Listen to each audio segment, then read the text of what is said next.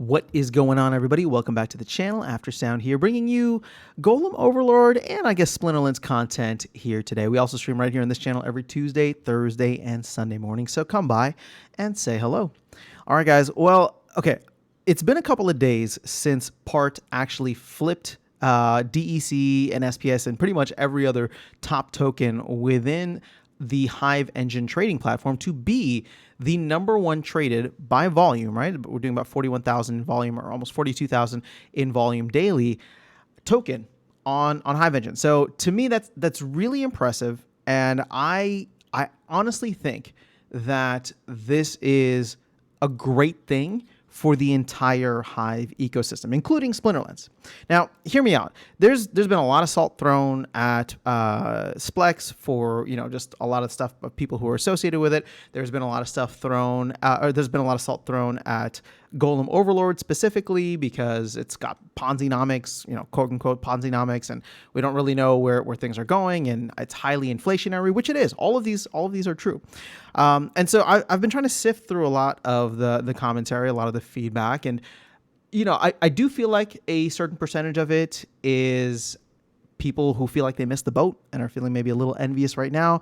I feel like there's several people who are, or several, a percentage of people that are maybe just like Splinterlands maxis, right?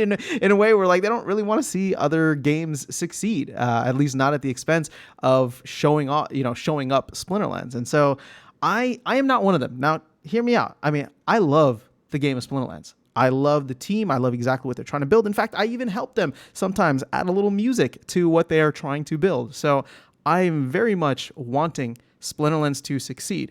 That being said, I don't think that needs to come at the expense of any other game or project out there. And at the end of the day, Splinterlands exists on the Hive blockchain, which is very, very unknown compared to a lot of other top L1s out there. And especially when it comes to like the gaming narrative, nobody's talking about Hive. So to see another game, right, be able to rise the ranks, create enough hype, and actually sustain it for an extended period of time with, regular releases, with a solid community. Again, a lot of that community coming over from the Splinterlands side and bringing that Splinterlands energy and enthusiasm to it. To me, this represents something awesome. I feel like it's actually very inspiring for a lot of the other projects on here because what's that saying? A rising tide lifts all ships. So if we can make the Hive blockchain, if we can raise the value of the Hive blockchain, because it's not just Splinterlands anymore, but there's a bunch of different games that are all successful or provide something different in terms of an experience, right? Splinterlands is great, but it's a very specific card, trading card game that will also have some kind of like land and, resource management thing that happens later this year. But we don't, there's all different other kinds of games that can be built, right? I play Decrops. GLX is something that I'm really excited about as well. Again, I know that's under the Splinterlands banner. But it's like I used to play. I mean, I still do play Rising Star. So it's like if we can add more value to the blockchain itself and bring in a bunch of people because they want to play an idle clicker, or because they want to play some other kind of game, or because they want to come in for something like Genesis League Goals because they're MLS fans or soccer fans. All of those things, in my opinion, are good. So, seeing it flip, seeing Part flip both DEC and SPS was a shock for me. I didn't expect that to be the case. And I don't really know how sustainable this is. I've been very honest with you guys. Like I have no idea where Golem Overlord goes from here. I don't know where the tokenomics go from here, but I do want it to succeed, right? I very much would like to see, not because I got major bags. I mean, you've seen my other videos. I've spent $30 on, or not $30, but 30 Hive on the game, and I'm just leveling up. But I would love to see it succeed, just like I would love to see Decrop succeed, Rising Star try and make a comeback, right? I would love to see GLX or Genesis League Goals succeed. I want to see all these games really start to pop off on Hive Engine to show off all of the great things that Hive Engine has to offer. Sorry, not Hive Engine, but Hive blockchain has to offer, right? Which is, I mean, the biggest selling point would be feeless transactions and 3-second block times. So you get stuff done really, really fast. So, ultimately to me, this is a phenomenal thing. I looking back over the past year and a lot of the other games and where a lot of the other games went or didn't go for that matter, I can say genuinely that I was surprised to see a game essentially come out of nowhere. And we're probably still, I'll admit, we're probably still very much in the hype wave for where Golem Overlord is.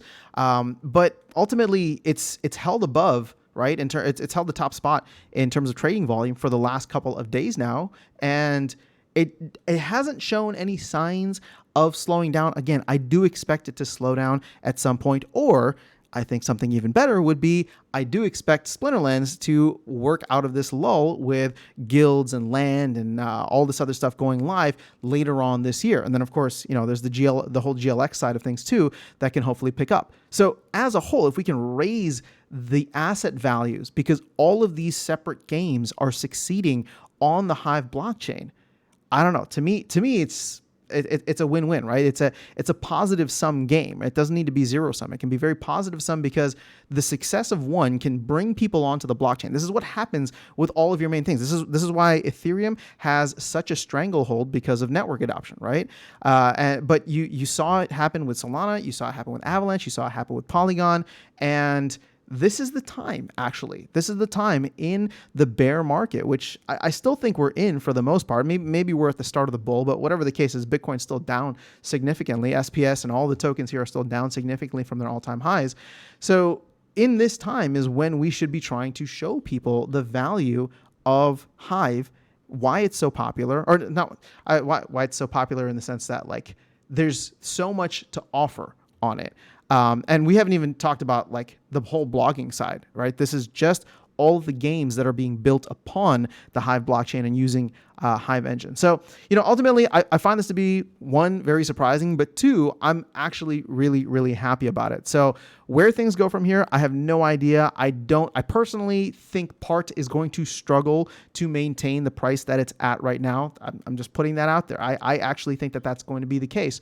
But Yixin is a beast, and if he can find ways to engage the player base as he has done for these last couple of weeks and continue building things out and making it something that people want to play and be a part of, hey, more power to him. I want to see it succeed, just like I want to see every project on Hive succeed, whether I'm involved with it or not. I really want to see every project succeed here because it could build up the narrative around Hive as an L1, especially for gaming, that I think could be very powerful as we slowly make our way into the next bull run. And, if Hive can become a top 100 token, top 50 token, be one of those L1s that people look at and are like, hey, this has been around for several years now.